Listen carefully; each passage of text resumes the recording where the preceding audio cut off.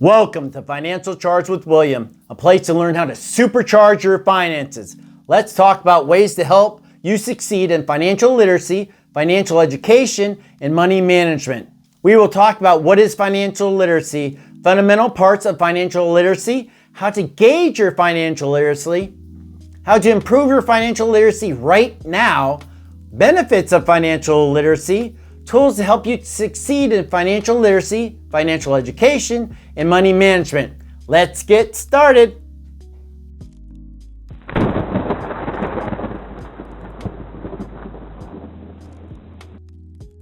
We need to know about financial decisions for other studies and future career options. We must be aware of financial decisions like mortgage loans, choosing a career based on financial ability, gaining financial independence, and so on. Whether it's embarking on new higher education, finding a new job with the skill of financial literacy, we will be ready for anything when it comes to making a sound financial decision.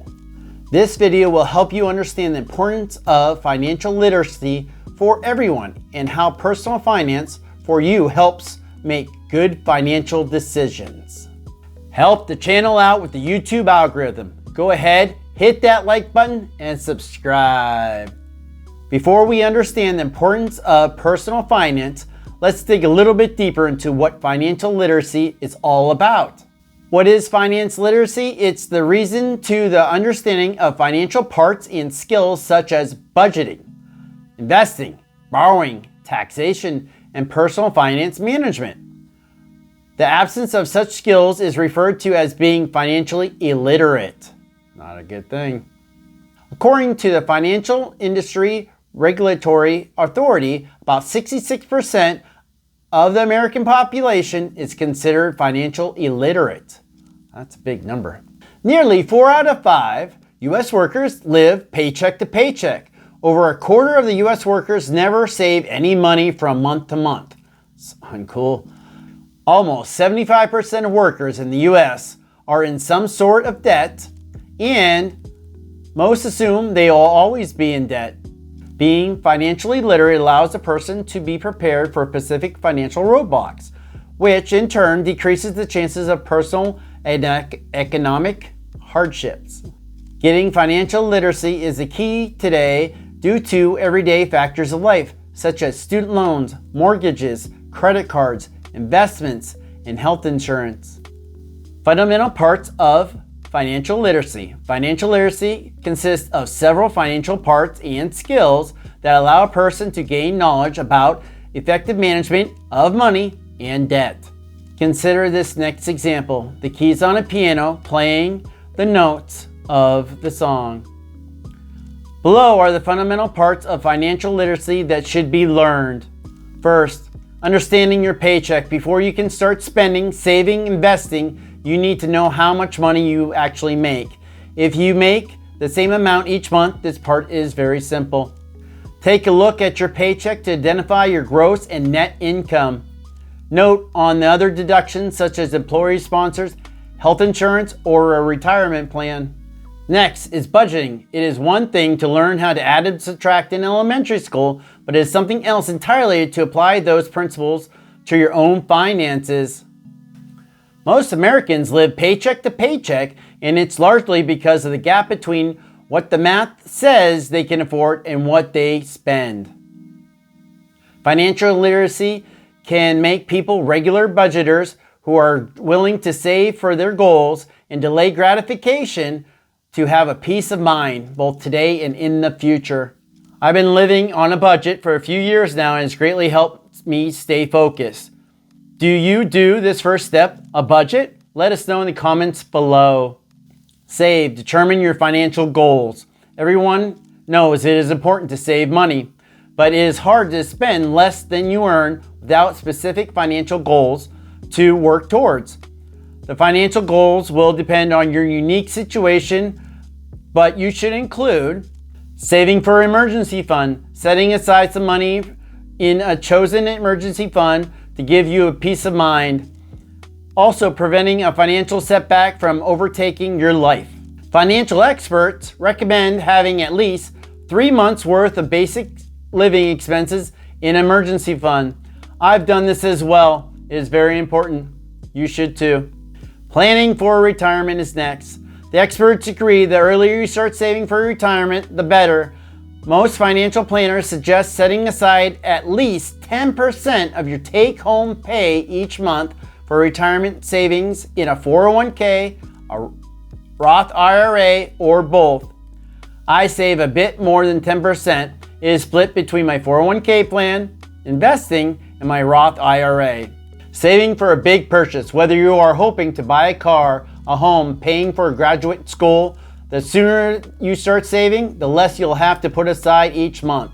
I set up a separate savings account for the big purchases like vacations, computer things, and other techie items. Paying off personal debts. Most people have debt, whether it's student loans, credit card debt, or both. Check the interest rates of your loans. Paying off loans on time or ahead of schedule can save you thousands of dollars in interest alone. This was hard for me to do. It took me several years to completely pay down my debt. Investing. To become financially literate, an individual must learn about the key parts regarding investing. Some of the parts that should be learned to ensure favorable investments are interest rates, price levels, diversification, risk management, and index. Learning about crucial investment parts allows individuals to make smarter financial decisions that may result in an increased income flow. Borrowing. In most cases, almost every individual is required to borrow money at least one point in their life. To ensure borrowing is done efficiently and understanding of interest rates, compound interest, time value of money, payment periods, and loan secure is key. If the criteria above are understood significantly, an individual financially literally will increase, which will provide practical borrowing guidelines and reduce long-term financial stress. Taxation. Gaining knowledge about different forms of taxation and how they impact an individual's net income is crucial for obtaining financial literacy. Whether it be employment, investment, rental, inheritance, or unexpected, each source of income is taxed differently. Awareness of different income tax rates permits economic stability and increased financial performance through income management. This next one, a lot of people forget. Protect, prevent fraud, and buy interest. Once you have set up with a solid budget investment strategy, it is important to protect the money you have made. This means regularly reviewing your bank accounts, credit card statements for mistakes and suspicious activity. Keep documents and passwords secure to prevent scams and identity theft. Buying the right kind of insurance to protect yourself in an event of an emergency. According to the Economic Policy Institute, more than 21% Americans have no retirement at all. 69% of adults have less than $1,000 in their savings account. 34% Americans have no savings at all. Almost half of Americans have nothing to show in retirement savings. 16.6 million U.S. households have a negative net worth. All right, so how to gauge yourself in financial literacy? It is an easy way to gauge your financial literacy is to ask yourself some simple questions about your own personal finances. Do you know how to create a personal budget? Do you have an emergency fund that covers at least 3 months of basic living expenses? Do you have a plan for retirement? If you have debt, do you have a plan to pay the debt off? Do you know your credit score and how to improve it? How to improve your financial literacy right now. If you answered no to some or most of the questions above, don't worry about it. Here are some concrete things you can do right now to take control of your finances and to improve your financial literacy. First, create a personal budget. Your budget is the foundation of your financial health.